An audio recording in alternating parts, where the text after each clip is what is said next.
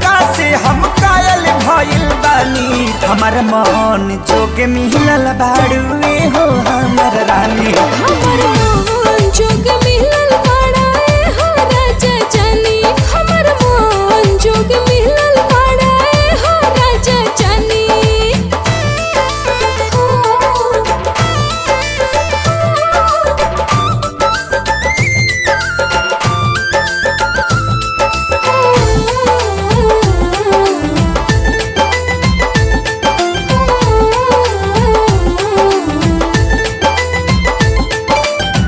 हमारा से सारा गुण मिलेला तोहार हो।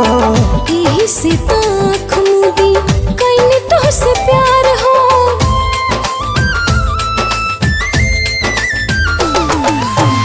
बात उहे बोलेलू सोची जवन हम हो।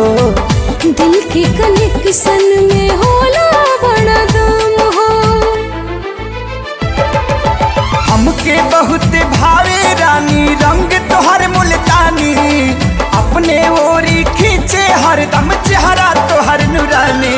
हमर मान हमर मान हमर मान जोग मिलल बाड़ा हो राजा जानी। हमरा मोहन जोगे मिलल बाड़ू हो हमर रानी। हमरा मोहन जोगे मिलल बाड़ू हो हमर रानी।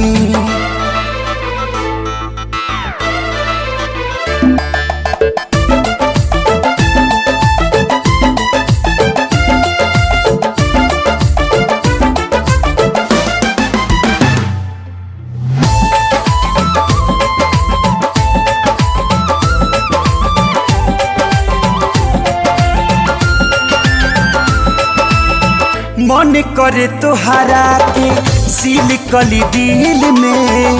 तनी कुछ दूरी हुई पड़ब मुश्किल में।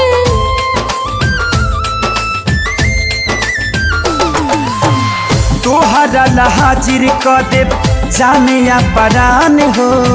तोहरा से बढ़ के ना बाटे कुछ जान हो। सबसे अलगा सबसे नीमन हमनी के प्रेम कहानी। सुधरल जाता दिनवा जब से तोहके पवले बानी। हमर